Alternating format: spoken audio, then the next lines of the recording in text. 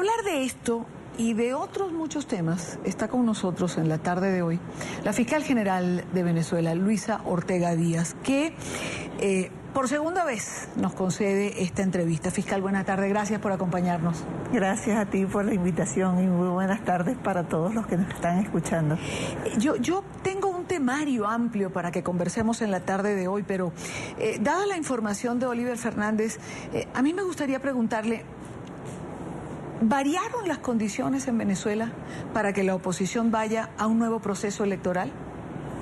Sí, las condiciones variaron, pero para empeorar.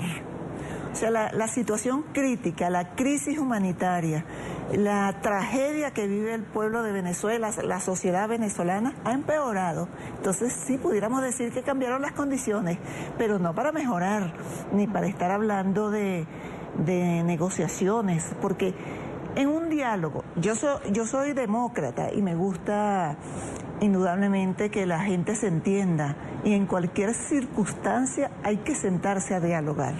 Pero vamos a hacer un balance de a quién ha beneficiado los intentos de diálogos o los diálogos. Al gobierno para permanecer en el poder. Cuando el gobierno se siente ahogado, cuando se siente acorralado, busca que alguien le lance un salvavidas. Y yo creo que le están lanzando un salvavidas con esta propuesta de diálogo. ¿No habría una diferencia en esta oportunidad con la presencia de cancilleres como el de México y el de Chile? Sí, pero no sé si oíste lo que dijo el canciller de Perú. De Perú. Que si yo fuera venezolano, no iría al diálogo. No iría al diálogo. Y no es el diálogo en sí, son las condiciones de ese diálogo, cómo se convoca ese diálogo. Yo oí por allí que una de las propuestas es el reconocimiento de la Asamblea Constituyente, la impuesta Asamblea Presidencial. O sea, eso no puede ser un tema de discusión. O sea, para sentarse a un diálogo, lo primero que hay que reconocer es que hay una crisis en Venezuela, una crisis política, social, económica, una crisis humanitaria. Si no, no puede haber diálogo. Y aquellos que yo quiero recordar que esa Asamblea Constituyente, no solamente que es violatoria de la Constitución, sino que se cambió la forma republicana que establece la Constitución, y eso es un delito de acuerdo a nuestro Código Penal. En el artículo 132 dice que aquellos que traten de cambiar la forma republicana por mecanismos no previstos en la Constitución incurren en delito. Y hoy, mañana o en el futuro serán juzgados aquellos que avalen, promocionen o hayan estado impulsando este mecanismo ilegal e inconstitucional. O sea, que de alguna manera estarían cometiendo delito quienes han planteado o quienes han asomado la posibilidad de reconocer la Asamblea Nacional Constituyente. Por el solo hecho de plantearlo no constituye delito. Okay. Es apoyar las acciones de la Asamblea Constituyente. Eso es constitutivo del delito. Pero apoyarla de alguna manera es, por ejemplo, juramentarse ante ella. Claro. Como hicieron los gobernadores electos. Pero fíjate una cosa, allí ocurre una circunstancia que yo la he analizado. Ellos fueron presionados para que se juramentaran. Eso es como la persona que es torturada para obtener de ella una confesión. O sea, me confesé culpable, pero lo hice porque estaba siendo torturado. Fíjate que ellos le dijeron que si no se juramentaban podían ser encarcelados, porque esa es la amenaza que hace el gobierno, encarcelar a las personas que no hagan lo que ellos quieran. Allí hubo ¿Tendrían un atenuante? Tendrían un atenuante, porque la acción valiente del candidato y ganador a la gobernación del Estado Zulia fue la correcta. Yo no me voy a juramentar delante de esa constituyente asumiendo todos los riesgos. Ahora, pero ¿qué dice usted, fiscal, aquellos que señalan que no se puede perder espacios, que el no juramentarse sería dejar el camino libre para que se nombre otro gobernador? Bueno, eso crea más crisis. El tema es que no perder espacios es darle espacios al gobierno. El gobierno ha venido manejando muy bien la situación política y ha puesto a todos sus contrarios a hacer lo que ellos quieran. Entonces, yo creo que hay que retomar la dirección del país, hacerle una propuesta al país que refleje el sentir del venezolano. El venezolano no quiere oír ahorita de constituyente porque en 3 meses y medio, ¿qué ha resuelto la constituyente? Dime una sola cosa que haya solucionado. No ha solucionado nada. Lo que le ha servido al gobierno para perseguir, incrementar la persecución contra la disidencia política y contra el pueblo en general, para aumentar el costo de la vida, crear una crisis peor de medicamentos, de salud, de infraestructura, de todo, de basura. En Venezuela los venezolanos están ahogados en basura, que puede ocasionar una epidemia. Sí. Bueno, aparte de ya creo que se puede hablar de epidemias en relación a la malaria y a todas otras enfermedades, pero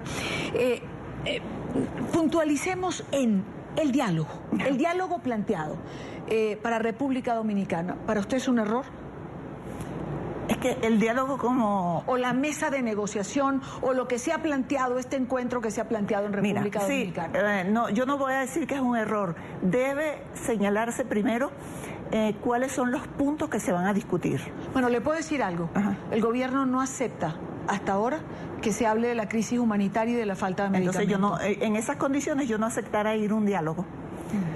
Y segundo, ¿quiénes son los que representan a la sociedad y al pueblo de Venezuela, a los venezolanos? ¿Quiénes lo representan? Yo no me siento representada en esa mesa de diálogo.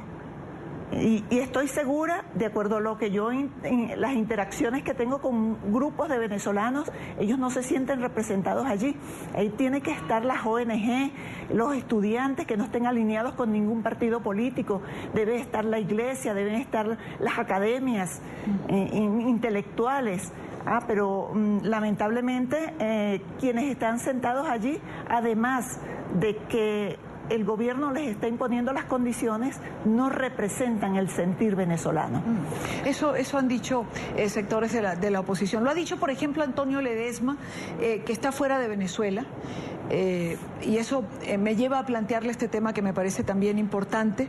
Ledesma, a quien tuve la oportunidad de entrevistar, señala, y fue claro y lo quiso mencionar, y recordé cuando conversé también con usted, que en la salida de Venezuela tuvo la colaboración de un sector o de miembros de la Fuerza Armada Nacional.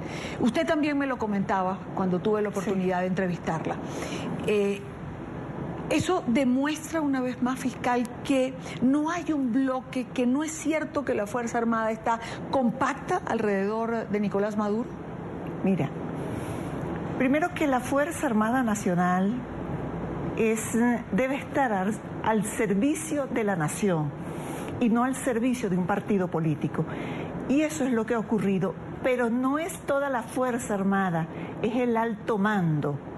Los altos mandos son los que están al servicio del partido de gobierno. Y esto ha llevado al desprestigio de la Fuerza Armada. Un cuerpo que gozaba no solamente del prestigio, sino del afecto de todos los venezolanos, ahora está desprestigiado. Es bochornoso ver cómo algunos militares entran a centros comerciales o algunos espacios públicos, a los cines, y son pitados, son gritados, le lanzan objetos. O sea, eso nunca se había visto en Venezuela, eso se lo ganaron ellos. Y en ese sentido yo quiero hacer un llamado a la Fuerza Armada, a la Fuerza Armada Nacional, especialmente a los altos mandos. Ellos serán responsables no solamente de la corrupción, porque ellos han estado involucrados en hechos de corrupción, sino en la violación sistemática de los derechos humanos. Ya 4 los denuncié por violación a los derechos humanos en La Haya, 4 de ellos. y van a ser responsables ante la historia y ante la justicia. Y no solamente eso, ellos están todavía en la oportunidad, tienen todavía la oportunidad de rescatar ese prestigio que tenían, de recuperar la credibilidad, lo honorable que eran. Lamentablemente todo eso se ha perdido. Y yo les hago un llamado que reflexionen y piensen que ustedes están al servicio de la ciudadanía, al servicio de la nación, por la defensa de la nación, no para defender a personalidades, a dirigentes de partidos políticos o a un partido de gobierno. Entonces, yo los llamo a la reflexión. Ahora, fiscal, volviendo al tema de Ledesma, ¿mejor afuera que adentro? Sí. Como en su caso, más útil en este plano internacional donde usted ha comenzado a moverse, ¿cree que lo mismo puede hacer Antonio Ledesma? Claro, mejor. Primero que en Venezuela estaba sometido a la injusticia que hay en Venezuela, una injusticia que te vulnera el debido proceso, el derecho a la vida, la integridad física. O sea, yo celebré el día que él salió de Venezuela. No como dijeron por ahí, no, que él se fugó. No, tú te fugas de la justicia. En Venezuela no hay justicia. Entonces yo creo que él puede hacer mucho más fuera de Venezuela que dentro. Y más en las condiciones en que estaba. En relación a la oposición, ¿usted cree que Ledesma puede ser quizás un factor coherente o un factor de unificación? Mira, eso sí, no te lo puedo decir, no sé cuáles son las negociaciones, los acuerdos o las conversaciones que ellos tienen, porque yo no participo de las mismas, no tengo trato con ellos, pero no participo de ninguna reunión. Entonces no sabría qué responderte, no conozco eso. Ahora, vayamos a lo que usted sí conoce. Ajá. Y que me parece es uno de los temas para la tarde de hoy, que es su presencia en la Corte Penal Internacional. Su denuncia en la Corte Penal Internacional, ¿cómo fue recibida? ¿Qué llevó? Hablemos de esos datos concretos ante los cuales sé que la gente que la recibió hizo un alto, se detuvo por lo que usted estaba presentando. Sí, el pasado 16 de este mes yo acudí a La Haya, a la Corte Penal Internacional, a formular una denuncia contra Nicolás Maduro y 4 altos funcionarios militares, Vladimir Padrino, Néstor Reverol, Gustavo González López y Benavides, Antonio Benavides.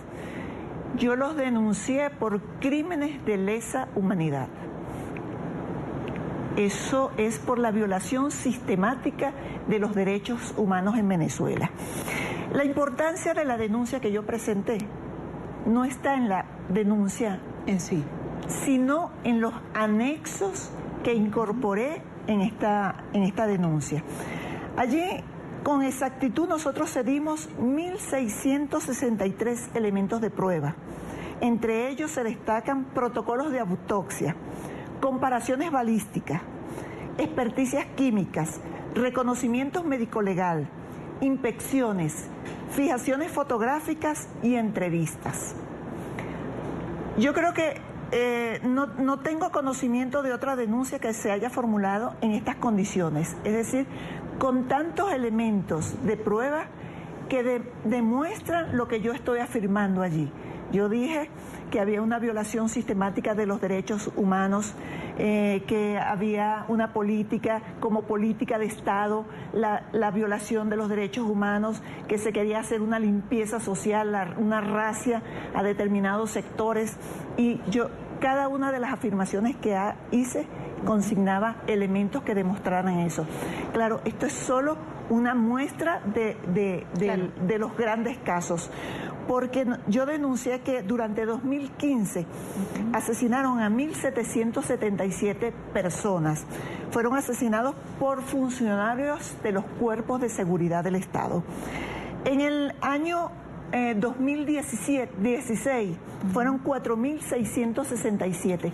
Fíjate que eso representa el 20% de los homicidios ocurridos durante 2016, una cifra muy alta. personas asesinadas por los cuerpos de seguridad. Y en lo que yo pude recabar durante 2017, que fue hasta junio, de enero a junio de 2017, 1.848 personas. O sea que es una política sistemática y sostenida por parte del gobierno. No como dicen ellos que es un hecho aislado. No, esto no puede ser un hecho aislado. Semejante número de personas asesinadas a manos de los cuerpos de seguridad no es un hecho aislado. ¿Qué pruebas lleva usted a la Corte Penal, fiscal, para decir que son asesinadas por los cuerpos de seguridad? Fíjate, yo te pudiera hablar de los protocolos de autopsia. Los protocolos de autopsia, creo que es aproximadamente 79 el número que llevamos, revelan que la persona perdió la vida por un impacto de proyectil y que fue disparado de arriba hacia abajo. O sea, todo eso son indicativos de que la persona fue ejecutada, es decir, de pronto estaba de rodillas y le dispararon de arriba hacia abajo. O cuando eran de frente, eran disparos a sitios letales. Claro. Y que efectivamente con las comparaciones balísticas también demostramos que esos proyectiles correspondían a los cuerpos de seguridad del Estado. Asimismo, las declaraciones de los testigos. Los proyectiles, por ejemplo, porque tienen una serie particular, porque son unos proyectiles particulares que solo están en manos de los cuerpos de seguridad, que me parece muy importante que la gente entienda y le demos detalle de eso que usted llevó. Pero fíjate que no solamente es la característica de los proyectiles que usan la Fuerza Armada y los policías, sino que también en la investigación se recababan las armas que fueron utilizadas en determinado evento y a eso se le hace una comparación balística, es decir, que este proyectil fue disparado por esta arma. Esas comparaciones balísticas también nosotros las incorporamos.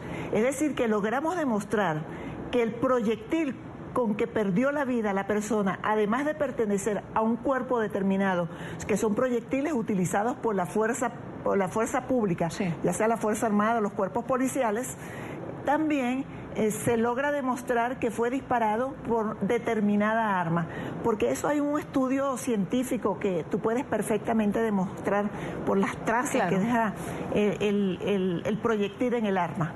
Entonces, todo eso está incorporado. Claro, no del universo de todas estas personas, porque yo no estoy haciendo la investigación tiene que hacerlo en caso de que se admita, que espero que la admita, la fiscal de la Corte Penal, pero yo le estoy dando elementos y de acuerdo al Estatuto de Roma, con esos documentos incorporados pudiese iniciarse la investigación, porque no solamente es que estoy afirmando que ocurrieron los hechos, sino también le estoy presentando las pruebas. Estoy presentando los elementos. Si hay 4.000 o más de 4.000 personas en el 2016 y en el 2017 hay prácticamente 2.000, ¿de cuántos miles de personas estamos hablando? Oye, no, debí haber hecho la suma, pero creo que son como 8.000 en 2 años y medio. 2 años y 5 meses. Claro. Y fíjate que allí están también los de la OLP, que son 505 Sí, claro, que me lo dijo usted la vez pasada en la entrevista que hicimos, más Correcto. de 500 personas por las OLP. Ajá. Y fíjate que nosotros también expusimos la militarización de la seguridad ciudadana, que eso se logró con un decreto, el 8610, que ahora la seguridad ciudadana en Venezuela está militarizada. O sea, no es un tratamiento de proximidad, de cercanía, de respeto, sino que es el militar que está preparado para la guerra, aborda la seguridad ciudadana, aborda a cualquier ciudadano. Una persona que se robó una cartera es tratado como un enemigo de guerra.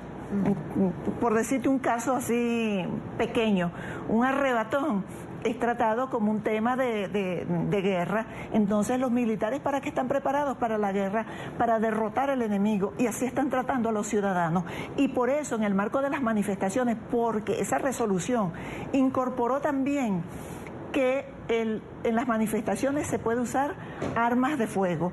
Entonces, como resultado, en las recientes manifestaciones que ocurrieron en Venezuela, se produjo la muerte de 131 venezolanos. 60% de ellos fue a manos de los órganos de seguridad del Estado.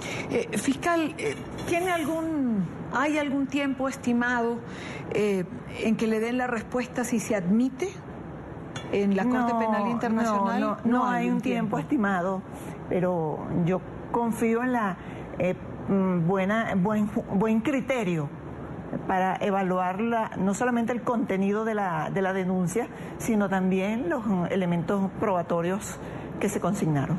Yo tengo que preguntarle, ¿por qué se denuncia o por qué usted lleva una denuncia ahora y nunca llevó una denuncia antes?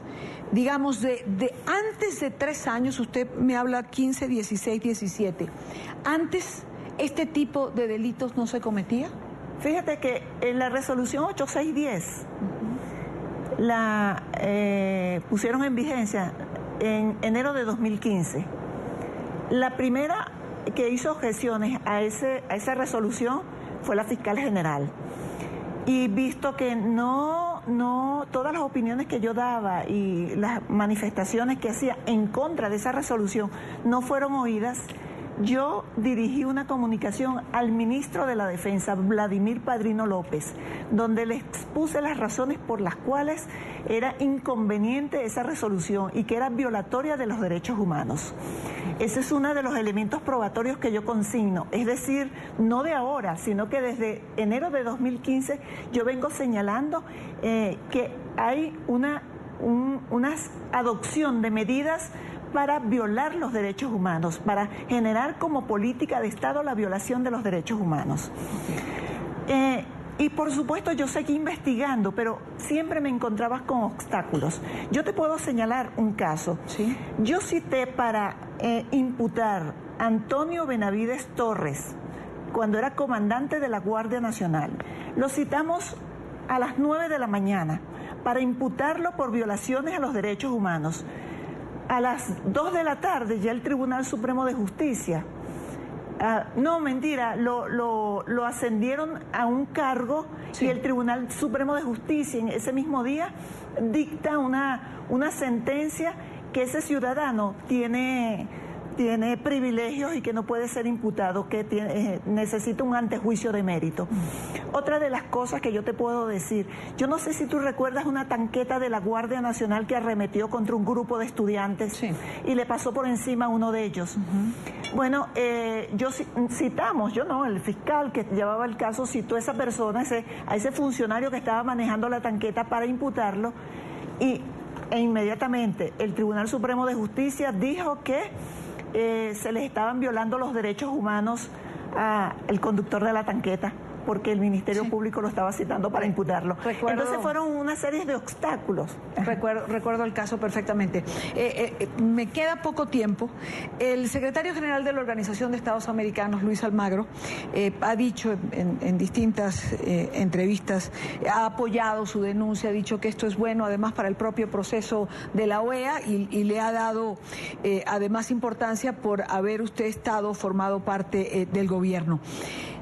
Yo sé que usted ha hablado por teléfono con el secretario Almagro. ¿Por qué no han concretado verse? No se han visto. Sí.